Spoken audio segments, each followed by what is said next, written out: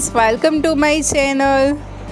ગૌરી વ્રતમાં એન્જોય કરીને ખવાય એવા ડેટ્સ ડ્રાયફ્રૂટ્સ બોલ્સ આપણે ઘરે બનાવી લઈએ. મજાની મોંઘી મીઠાઈ અને મિલાવટવાળી મીઠાઈ કરતાં આજે આપણે ઘરે એવી ટેસ્ટી અને શુદ્ધ એવી ડેટ્સ ડ્રાયફ્રૂટ્સ બોલ્સ બનાવી લઈએ. આ બોલ્સ તમને તાકાત આપશે, સ્કિન ગ્લો કરશે અને એની સાથે તમને લોંગ ટાઈમ સુધી ભૂખ નહીં લાગે, ભૂખ પેટમાં અમી રહેશે એવા બોલ્સ આપણે બનીને રેડી થશે. આ બોલ્સને કેવી રીતે બનાવવા એ ટિપ્સ સાથે હું તમને વિડીયોમાં જણાવીશ. પણ જો તમને મારી આ રેસીપી ગમે તો મારી ચેનલ સબસ્ક્રાઈબ કરજો, બાજુમાં આપેલા બેલ બટનને પ્રેસ કરજો કે જેથી મારી ચેનલ પર આવનારી નવી વાનગીની નોટિફિકેશન તમારા સુધી પહોંચી શકે. તો ચલો આપણે રેસીપીની શરૂઆત કરીએ.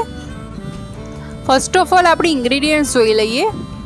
એના માટે આપણે 1 બાઉલ ખજૂર લીધું છે, 1 બાઉલ કાજુ, 1 બાઉલ બદામ, 7-8 અખરોટ, ગાર્નિશિંગ માટે રોઝ પેટલ્સ લીધી છે. આ છે આપણા ડેટ્સ ડ્રાયફ્રૂટ્સ બોલ્સના ઇન્ગ્રીડિયન્ટ્સ. હવે પેનમાં બદામ લેવાની છે અને બદામને મીડિયમ ફ્લેમ પર આપણે એને રોસ્ટ કરવાની છે. આ સ્ટેપ એટલે કરવાનું રહેશે કે જેથી એનું બદામનું મોઇશ્ચર રિમૂવ થઈ જાય. હવે બદામ રોસ્ટ થઈ જાય તો એને પ્લેટમાં કાઢી અને ઠંડી કરી લઈએ.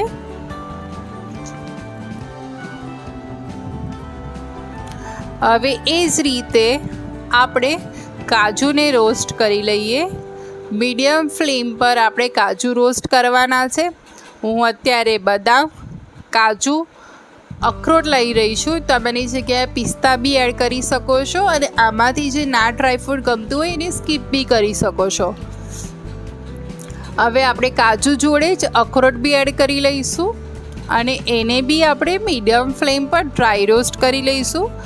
આપણે આ સ્ટેપમાં જ્યારે કાજુ પર થોડા બ્લેક માર્ક્સ આવવાના ચાલુ થાય ત્યાં સુધી એને ડ્રાય રોસ્ટ કરવાનું છે.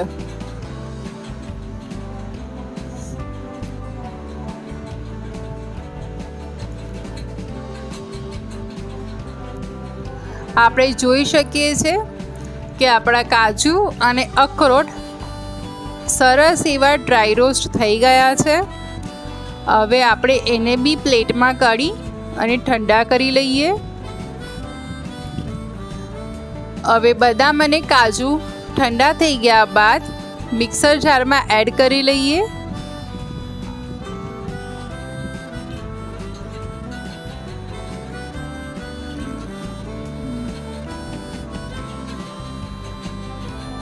હવે બંનેમાં મોઇશ્ચરનું પ્રમાણ છે એટલે આપણે એને પલ્સ ગ્રાઇન્ડ કરી અને એનો બારીક પાવડર રેડી કરી લેવાનો છે.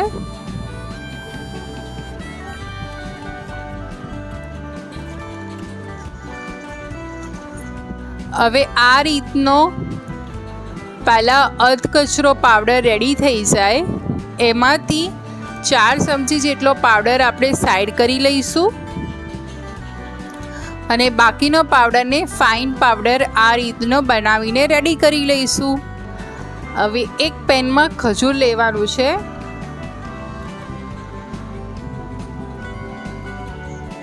હવે આપણે એ જ એક પેનમાં ખજૂર લીધું છે, એને મીડિયમ ફ્લેમ પર આપણે ઘી કે કશું જ એડ નથી કરવાનું. અત્યારે આ રીતે સ્પેચ્યુલાના મદદથી દબાવી લઈશું.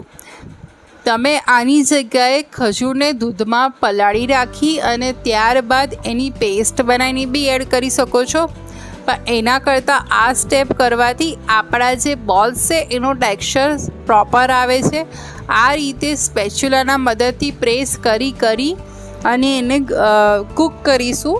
તો આપણે જે ખજૂરનું જે બેઝ જોઈએ છે એવો બેઝ રેડી થઈ જશે. તમે જોઈ શકો છો કે પહેલાં કરતાં આપણું ખજૂર અત્યારે ખાસું એવું મિક્સ થવા માંડ્યું છે.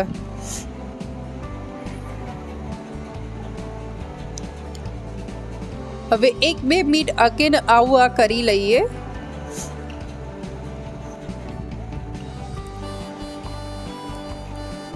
હવે આપણે એમાં અડધી ચમચી જેટલું ઘી એડ કરવાનું છે અને ઘીમાં આપણે આ ખજૂરને કૂક કરી લઈએ.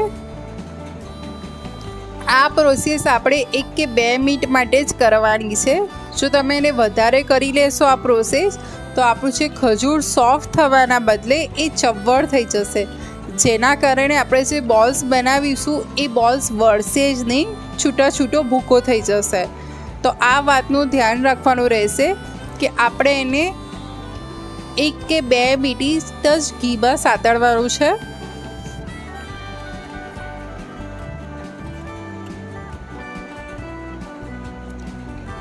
આપણી 2 મિનિટ થઈ ગયેલી છે, તો આપણે હવે ફ્લેમ ઓફ કરી લઈએ અને પેન ગરમ છે ત્યાં સુધી એને ફરી થોડી વાર સુધી સ્ટર કરી લઈએ. હવે તમે જોઈ શકો છો કે ઘી આપણું બધું એબ્ઝોર્બ થઈ ગયું છે. આ સ્ટેજ પર આપણે જે કાજુ બદામનો ભૂક્કો બનાવ્યો હતો એ ભૂક્કો એડ કરી લઈએ.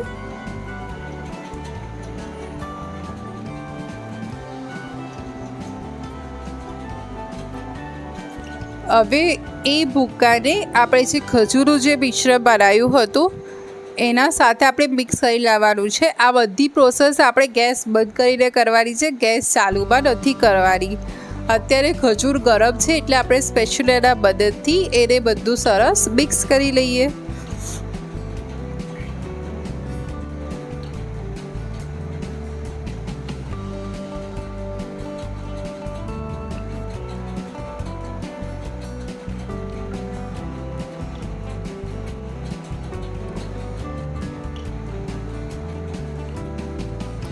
આપણે જોઈ શકીએ છીએ કે ધીરે ધીરે ખજૂરના લીધે આપણો જે ડ્રાયફ્રૂટનો પાવડર હતો એ મિક્સ થવા લાગ્યો છે.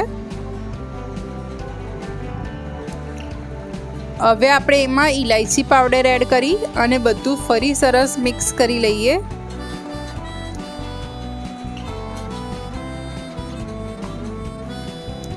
હવે આપણે આ મિશ્રણને એક પ્લેટમાં કાઢી લઈએ.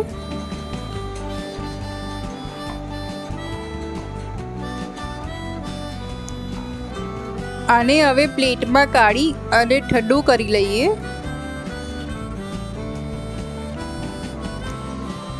ઠંડુ એટલે કે હાથેથી ટચ થાય એટલું થાય, ત્યારબાદ આપણે એને હાથેથી સરસ મિક્સ કરી અને એક ડો બનાવતા હોય એ રીતનું રેડી કરી લઈએ.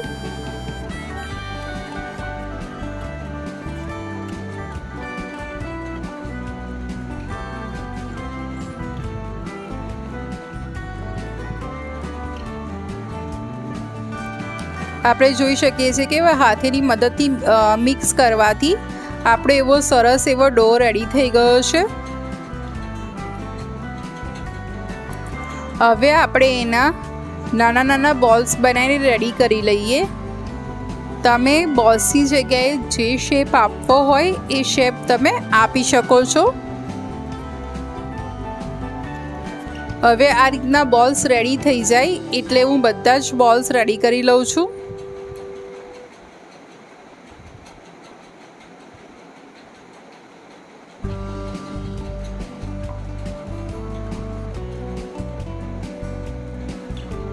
તમે જોઈ શકો છો કેટલા ઇઝી છે આપણા બોલ્સ બનાવવા માટેની મેથડ.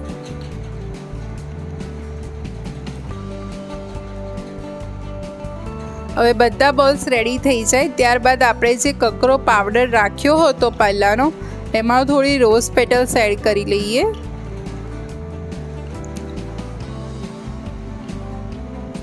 અને હવે આપણે જે બોલ્સ બનાવ્યા હતા એને આ જે પાવડર છે એમાં ડસ્ટ કરી લઈએ.